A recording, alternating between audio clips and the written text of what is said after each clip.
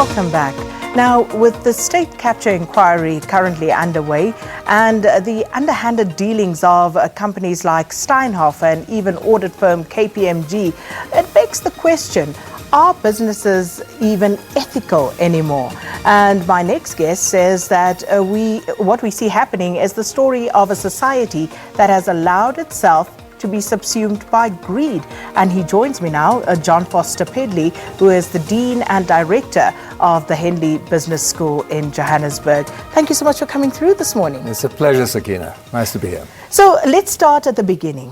Why do you think, as a society, we have allowed ourselves to be overcome by greed to our own detriment in the end? Well, the first thing I want to say that not everyone is subsumed by greed. I mean, historically, go back to dawn of time, greed has been one of the great sins, and we're all tempted by it. But I think what's happened in the past years is that the checks and balances have been systematically removed, and we're in danger of making heroes of the wrong sort of people.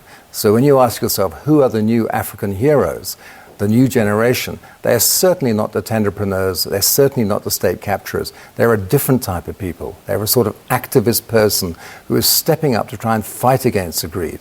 And what's happened in past years, and I hope is changing now, is that greed mounted more and more, and the possibility of seeing it was stripped away from us, and we started choosing the wrong role models. But how much of, a culpability should we assume as society for that? Because surely you can't be fooling all the people. No, you can't. I mean, I think what's happened is that we haven't been trained, or we're not forcing ourselves to see long-term consequence. Now, if I'm a senior executive in a company and I have to sign an audit report, and I need that audit report and I need the fees to keep my people employed, to meet my quarterly targets, to keep the reputation of the company up with the clients, then it's very hard for me sometimes to say no to the client. I might have a small voice in the back of my mind or in my heart somewhere saying this is wrong, but it's easy to rationalize it away. What we need to do now is make it very clear that the effects of corruption are on the poorest of society. Corruption is colorblind. It's not a black thing, it's not a white thing, it's not a green thing. It's all about the choices people make. And unless we can understand that we are citizens foremost and not business people or politicians, we're going to make those mistakes. And I think being an active citizen, as Pravin Gordon often mentions, is a thing that keeps us alive and understands that we're making decisions for all of our children. And the poorest people are not getting the opportunity they need to lift themselves out. In a country with one of the highest Gini coefficients in the world, if we don't watch out, we're perpetuating a bad future for all our children, and we have to change that. And we hear a lot about, corruption and malfeasance in the public sector, but the private sector are not immune. And for the most part, we tend to scratch the surface as far as private sector corruption goes. But we've seen now with state capture that there is this intricate connection between the two, and it is the one that allows the other to basically flourish. But again, even in that instance, isn't it happening with the tacit approval of South African society? I think we've been disempowered. We've allowed ourselves to be frightened. And I think we can't afford to let that happen. We at Henley have a drive called corporate activism, and it's on all our signs you see as you drive down. # corporate activism, # no more bribes. And the reason we do that is, as business leaders, we have to be extremely conscious of the consequences of our actions. The watchdogs who were professional have now become businesses who are now commercial. And so what's happening with people like KPMG, where you get 8 people fired, not only do they lose their careers, but their personal reputations are spread on the internet for their children and grandchildren to see in all time. Their company crashes, 8 people get fired, and you're starting to see that transparency is everywhere now. If you're going to make a decision that is going to, in some form or another, collude with corruption, you are culpable, and you need to understand that. But the first point is not to terrorize people with a sense of shame or guilt, but actually to awake people and understand that there are consequences to these beyond the short term, and we are all involved in trying to make a better society. And now is our time to make a difference. But what are those consequences? Because for the most part, it seems as though people go scot-free. You had another commission looking into Nkandla. Nobody's been held accountable. Now we're sitting with another commission into state capture. What are the chances, given that even for these commissions of inquiry, their recommendations are not binding? Well, there was a wonderful program on TV in Britain, I remember, many, many years ago, called Yes, Prime Minister.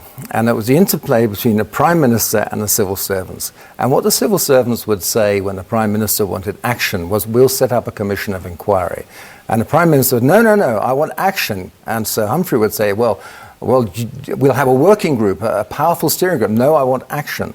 So inquiry doesn't change things. While we're doing these commissions, actions are still going on. People are still corrupt, or we're colluding. We have to be very awake in real time. And so we need to support the people like Pravin Gordhan and others who are trying to make a change. And we can support it not just with rhetoric or ideals or principles. We can support it with method. And we at Henley have methods now which we've drawn from aviation and other places to teach people how to prevent them colluding in corruption.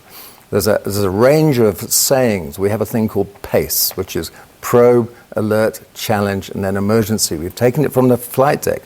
Captains of aircraft have been crashing their aircraft, and now captains of industry are crashing their companies. So we have to make people ask, is this the right thing to do? And then we have to get the second tier of managers to challenge their bosses and say, no, I think this is wrong. If we do this, I'm alerting you to a consequence. And then we have to challenge them and say, if you do this, I'm going to blow the whistle. And then if they still don't change, we have to make whistleblowing easier, less stigmatized. And we have to make sure that the emerging managers have the guts and the capability to stand up to the seniors for everybody's sake, so that we start creating healthy businesses that do good, that help society. This is a powerful revolution we're sitting on, right on the cusp of now, and we can all get involved. It's a wonderful time to be corporate in South Africa if you want to do good. Just a final question. Are there still any ethical business people left in this country? I think most people are ethical. I think what we've done is we've allowed the watchdogs and our consciousness to decline. Now's the time to keep ourselves all wake up. We're all good people, and these are not done mostly by evil people. It's us, and we can do better. And now's the time for all of us to step up and make a difference. So there you have it. The answer ultimately lies with us and being active citizens. So thank you so much to John Foster-Pedley, the Dean and Director at the Henley Business School here in Johannesburg, and talking to us about business ethics, saying as a society we've become consumed by greed, and I suppose we are feeling the effects of that. But the broader question is, what are we going to do about it? Let's leave it there.